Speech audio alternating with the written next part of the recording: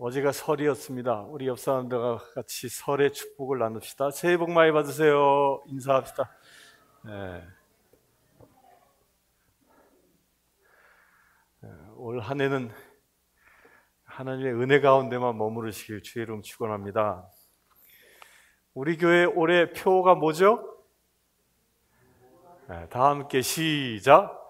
여호와를 자랑하자.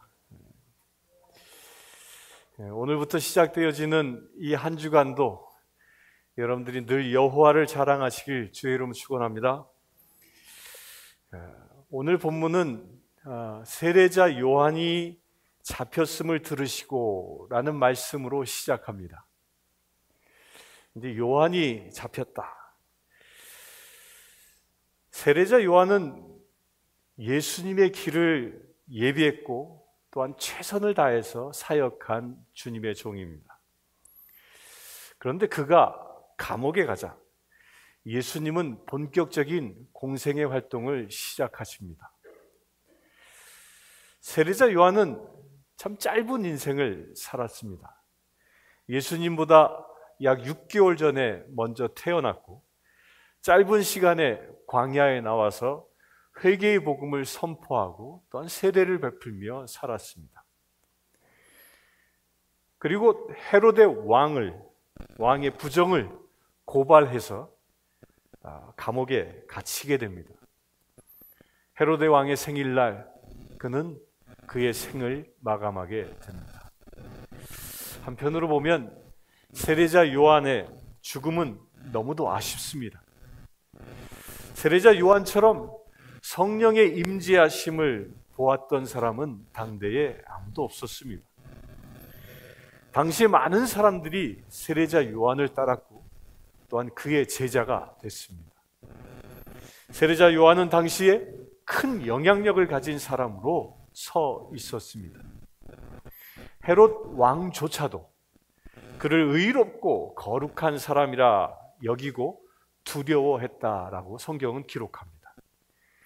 이런 사람이 예수님과 같이 동역했으면 얼마나 좋을까? 더 크고 위대한 일을 감당할 수 있지 않았을까라는 아쉬움도 있습니다. 하지만 예수님은 세례자 요한을 자기의 제자로 부르지 않습니다. 오히려 그가 감옥에 갔다라는 소식을 듣자 예수님은 당신의 사역을 시작합니다. 마치 세례자 요한이 감옥에 가기를 기다렸다는 듯이 말입니다. 여기에는 하나님의 깊고도 놀라운 뜻이 숨어져 있습니다. 죽어서 하나님께 영광을 돌리는 삶이 있고요. 살아서 하나님께 영광을 돌리는 삶이 있습니다. 초대교회의 첫 순교자였던 스데반은 첫 순교자로서 하나님께 영광을 돌렸습니다. 그는 위대한 설교가였지만 그래서 그의 죽음은 더욱 아쉬웠습니다. 그러나 그는 하나님이 정하신 때에 죽어야 했습니다. 예수님의 11 사도들도 어떤 이는 십자가에서, 어떤 이는 창에 찔려서, 어떤 이는 돌에 맞아서, 어떤 이는 몸에 가죽이 벗겨져서, 어떤 이는 십자가에 거꾸로 매달려서 순교해야 했습니다. 단명했습니다. 그러나 사도 요한은 장수했습니다. 현대를 살아가는 대부분의 사람들은 건강하고 오래 살기를 바랍니다. 그래서 요즘과 같은 설 때가 되어지면 덕담으로 많이 하는 말이 건강하라라는 말을 서로 많이 나눕니다. 그러나 성경은 이렇게 말합니다. 우리가 살아도 주를 위해서 살고 죽어도 주를 위해서 죽나니 그러므로 사나 죽으나 우리가 주의 것이로다 라고 로마서 14장 8절에는 선언합니다. 오래 사는 것이 중요한 것이 아니란 말입니다. 반대로 단명하는 것 또한 슬픈 일이 아니라는 말입니다. 살든지 죽든지 주님의 삶을 살고 있느냐가 중요하다는 것입니다. 얼마나 오래 사느냐 보다는 자신의 사역을 정확히 수행하느냐 못하느냐가 중요한 것입니다. 세례자 요한은 단명했지만 주님의 길을 예비하라는 그 사명을 잘 감당했습니다. 그러기에 그는 위대한 삶을 산 것입니다. 주님 안에 사는 자는 오래 살고 일찍 죽는 것이 문제가 아닌 것입니다. 주께서 나를 오래 살며 주의 일을 감당하라고 계획하셨다면 오래 사는 것이 아름다움입니다. 반대로 나를 일찍 부르시면 할렐루야 하고 가면 되는 것입니다. 그래서 사도 바울은 나는 지금 죽어 하나님의 나라에 가는 것이 더 유익하다라고 이야기했습니다. 찬송가 44장 2절에 3절에 보면 밤 깊도록 동산 안에 주와 함께 있으리아나 괴로운 세상에 할 일 많아서 날 가라 명하신다 찬송합니다. 저는 이 찬송을 언제 막 큰 은혜를 받았냐면 91년 11월 달에 예수원에서 제가 성령 세례를 받고 그 예수원에서 있는데 그 예수원이 강원도 그 산골에 있는 11월에 눈이 많이 와 있는 굉장히 추운 곳이었습니다. 그런데 그곳이 천국처럼 보였습니다. 성령이 임하니까. 그래서 제가 하나님 앞에 기도하다가 하나님, 내가 여기가 천국인데 나 안 내려가겠습니다. 서울에 안 가겠습니다. 그러고 하나님 앞에 기도하고 있는데 주님께서 이 찬송을 제 귓가에 들려주셨습니다. 밤 깊도록 주와 함께 있으리아나 괴로운 세상에 할 일 많아서 날 가라 명하신다. 그게 너무 생생히 들리는 거예요. 그래서 내려왔습니다. 우리는 주님이 가라 명령하시면 가는 존재입니다. 주님이 오라 하시면 와야 하는 존재입니다. 세상 삶이 좋아서 보약을 많이 먹고 열심히 운동하는 것이 아닙니다. 우리는 주님의 사명을 잘 감당하기 위해서 건강해져야 하는 것입니다. 오늘 우리 교회 요람이 배포되어졌습니다. 하나씩 받으셨습니까? 교회 요람에 보면 우리 모든 성도님들의 직분이 기록되어져 있습니다. 어떤 분은 장로로, 어떤 분은 안수집사로, 어떤 분은 집사로, 권사로 기재되어 있습니다. 이 교회의 명칭은요, 이 호칭은 일반 기업의 직급을 뜻하는 것이 아닙니다. 많은 사람들이 착각을 해요. 장로가 되어지면 교회의 제일 높은 자리에 있는 거지. 한 단계 한 단계 내가 높아진다고 생각하지만 그런 것은 아니라는 것입니다. 세상의 직급은 상하를 구분하지만 교회의 직임은 사명을 말하는 것입니다. 각자의 신앙에 맞게 사명을 감당하라는 주님의 명령입니다. 장로는 장로로서의 사명을 감당하라는 것입니다. 안수집사는 안수집사로서의 사명을 감당하라는 것입니다. 권사는 권사로서의 사명을 감당하라는 것입니다. 집사는 집사로서의 사명을 감당하라는 것입니다. 계급장을 받는 것이 아니라 사명을 받는 것입니다. 오늘 나누어드린 이 요람에는 직임별로 감당해야 할 사명에 관하여 자세히 기록되어져 있습니다. 모든 성도님들이 잘 읽어보시고 사명을 직분에 맞게 잘 감당하는 올해 되시길 축원합니다. 직분자들은 어떻게 살아야 하는지 요람에 잘 기록되어 있습니다. 또한 요람에는 우리 교회의 비전이 기록되어져 있습니다. 주보에도 있지만 집에 이 요람을 가지고 있으면서 늘 보시라고 요람 맨 뒤편에 우리 교회의 비전이 기록되어져 있습니다. 절 따라 한번 해볼까요? 여러분들 다 알고 계시죠? 성신교회의 비전. 첫 번째, 예수님의 제자로 훈련하는 교회. 시작. 두 번째, 성령과 상통하는 교회.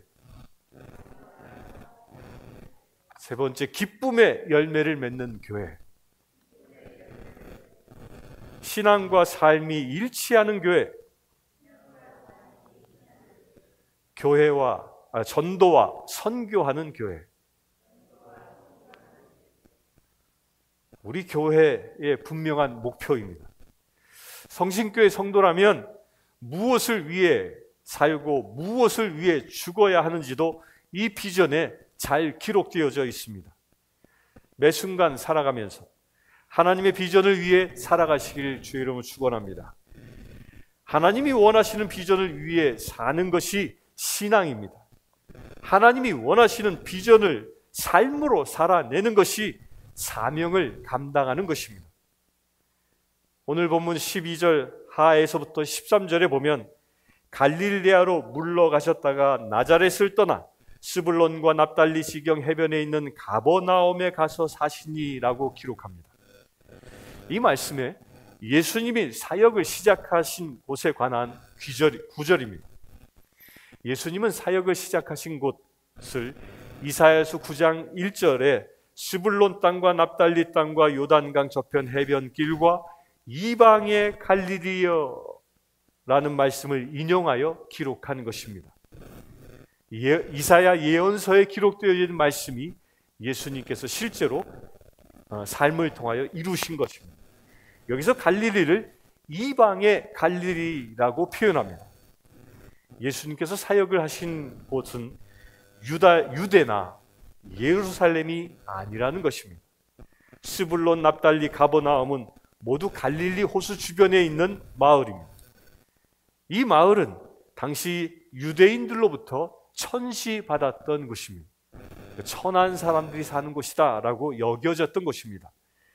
이렇게 천시받는 마을에 예수님이 찾아가신 것입니다. 천시받는 마을에 예수님께서 가버나움이라는 곳에 거주하며 사신 것입니다. 그것은 바로 예수님의 복음은 가장 낮은 곳에서부터 시작되었음을 의미합니다. 사랑하는 성도 여러분, 여러분은 어느 곳에 서기를 원하십니까? 높고 화려한 곳에 서기를 원하십니까? 아니면 낮고 천한 곳에 서 계십니까? 이 시간 예수님처럼 낮고 천한 곳에 서기를 주의 이름으로 축원합니다. 또한 17절의 말씀에 보면 이때부터 예수께서 비로소 전파하여 이르시되 회개하라 천국이 가까이 왔느니라 하시더라 라고 기록하고 있습니다. 여기서 우리가 낮은 곳에서 무엇을 해야 할지를 분명하게 말씀하고 있습니다. 예수님은 이곳에서 회개하라 천국이 가까웠다 라고 선포하십니다. 예수님께서 선포하신 복음의 첫 대목은 회개하라입니다. 당시 유대인들은 갈릴리아 사람들을 죄인으로 천시했습니다. 따라서 갈릴리 사람들은 상처가 많은 사람들이었습니다. 이 상처 많은 사람들에게 위로받으라 하지 않으시고 회개하라라고 선포하십니다. 지금도 많은 사람들은 교회를 이런 이유로 찾습니다. 교회에서 위로받고 싶은 마음으로 옵니다. 교회에서 인정받고 싶은 마음으로 옵니다. 교회에서 사랑받고 싶은 마음으로 옵니다. 이런 교회를 찾아옵니다. 그래서 세상의 많은 교회들도 이런 신자들의 요구에 합한 설교가 강대상에서 쏟아지고 있습니다. 많은 교회 설교대에서 처세술을 가르치고 성공신학을 가르칩니다. 또한 도덕에 관하여 강연합니다. 그러나 이런 것들은 설교가 아닙니다. 설교는 하나님의 말씀을 대신 전하는 것입니다. 예수님의 설교는 서기관과 바리새인과는 같지 않았다라고 성경은 이야기합니다. 왜냐하면 예수님의 설교는 자기의 뜻을 말하는 것이 아니라 하나님의 뜻을 선포했기 때문입니다. 사랑하는 성도 여러분, 여러분들 듣기 좋은 말을 듣고 싶습니까? 그러면 유튜브 방송을 찾아 들으시면 됩니다. 거기에는 많은 강연들이 있습니다. 설교는 듣기 좋은 말을 하는 것이 아니라 하나님의 말씀을 선포하는 것입니다. 예수님은 갈릴리 사람들에게 위로의 말을 전한 것이 아니라 회개를 선포하셨습니다. 여러분들이 설교를 들을 때 마음에 찔림이 있다면 살아있는 설교를 듣고 계시는 것입니다. 설교를 들을 때 꼭 나보고 들으라는 말처럼 들린다면 하나님의 말씀이 선포되고 있는 것입니다. 간혹 목회하다가 이런 이야기를 듣습니다. 오늘 설교 말씀은 꼭 나한테 하는 얘기 같아. 혹여 그런 마음이 드린다면 지금 예수님께서 그런 마음이 드는 분에게 말씀하고 있다라고 믿으시길 축원합니다. 예수님의 설교는 아주 간단 명료합니다. 회개하라, 천국이 가까웠느니라. 여기서 첫째로 예수님은 너희는 먼저 회개하라고 말씀하십니다. 회개는 성격이 변화되는 것입니다. 급한 사람은 느긋한 사람으로 변화되어야 합니다. 다혈질의 사람은 온순한 사람으로 변화되어야 합니다. 또한 회개는 생각이 변화되는 것입니다. 늘 부정적인 생각을 가진 사람은 긍정적인 생각으로 변해야 하는 것입니다. 남의 허물만 눈에 보이던 사람은 하나님의 은사를 발견할 수 있는 자가 되는 것입니다. 또한 회개는 언어의 변화를 뜻합니다. 부정적인 언어가 긍정적인 언어로 변하는 것입니다. 그래서 회개한 자는 아멘을 입에 달고 사는 것입니다. 아멘이십니까? 회개란 또한 행동의 변화를 말합니다. 죄된 행실을 버리는 것입니다. 행함이 없는 믿음은 죽음 믿음이라는 말씀처럼 행동의 변화가 없는 회개는 거짓된 것입니다. 죄의 자리에서 떨쳐 일어나 거룩한 자리에 서야 하는 것입니다. 물질의 축복을 받는 것도 중요합니다. 건강의 축복을 받는 것도 좋은 것입니다. 그러나 안타깝게도 이런 것들은 구원과는 관계가 없습니다. 이 세상을 살아가는데 필요한 것일 뿐입니다. 온전한 구원은 오직 회개할 때에 이루어지는 것입니다. 사랑하는 성도 여러분, 회개하는 자에게 성령님이 임하십니다. 회개하는 자에게 진리가 임하십니다. 회개하여 또한 내가 변화되어지면 내가 살고 있는 이 세상도 변하는 것입니다. 죄에서 돌아서는 회개의 복음을 이 시간 영접하시길 주의 이름으로 축원합니다. 두 번째로 예수님은 천국이 가까웠다고 선포하십니다. 회개해야 할 이유는 천국이 가까이 있기 때문입니다. 그런데 이 천국은요, 장소의 개념이 아닙니다. 천국이란 하나님의 통치, 예수님의 통치, 성령님의 통치가 이루어지는 곳을 말합니다.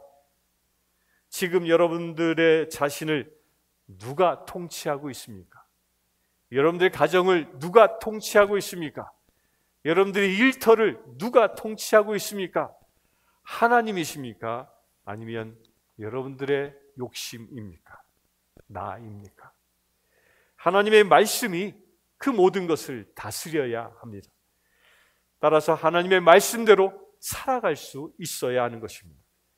그렇다면 여러분은 천국의 삶을 지금 살고 있는 것입니다. 그렇게 된다면 여러분들의 가정은 천국이 되는 것입니다.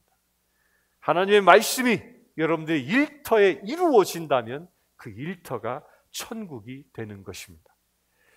그러나 내 욕심이 나를 다스리고 있다면 그 현장은 지옥의 삶이 되는 것입니다. 베드로전서 1장 15절에 보면 오직 너희를 부르신 거룩한 이처럼 너희도 모든 행실에 거룩한 자가 되라고 말씀하십니다.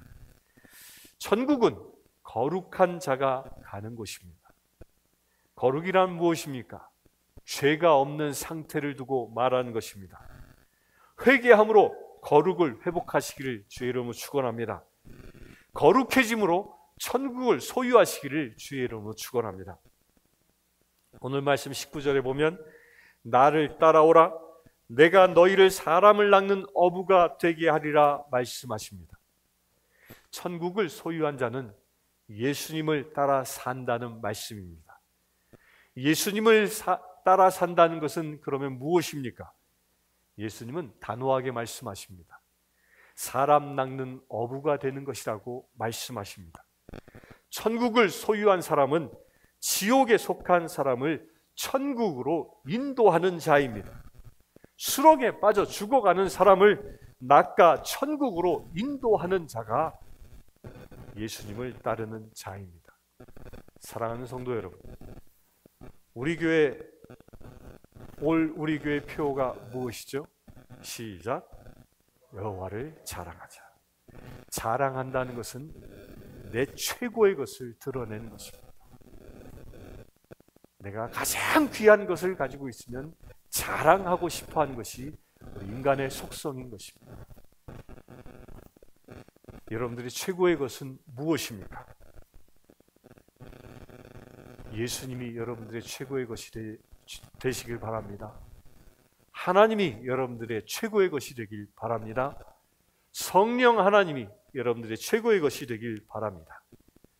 그래야 올 한 해 여호와를 자랑하여 사람 낚는 어부가 되시기를 축원합니다. 생명의 열매를 맺어 주님의 충성된 종으로 주님을 따르는 저와 여러분들 되실 주의 이름을 축원합니다. 기도하겠습니다. 주 아버지 하나님,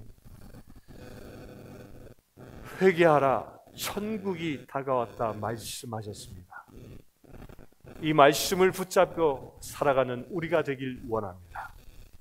더 이상 죄에 머물러 있지 아니하고 나의 삶을 통하여 여호와 하나님을 자랑하며 살아갈 수 있는 믿음의 새들 되어지기를 원합니다. 주님, 이 시간 우리의 모든 죄와 허물들을 예수 그리스도의 보혈로 씻어 주시옵소서. 나의 육적인 자아를 십자가에 못 박아 장사 지내오니 성령 하나님, 우리가 이제 다시 살아가는 믿음의 지체 되게 하여 주시옵소서. 부활의 육신으로 거듭난 삶을 살아가게 하셔서 오직 주님을 닮아가는, 주님을 따라 살아가는 주의 사랑하는 제자들 되게 하여 주시옵소서. 예수 그리스도 이름으로 기도드리옵나이다.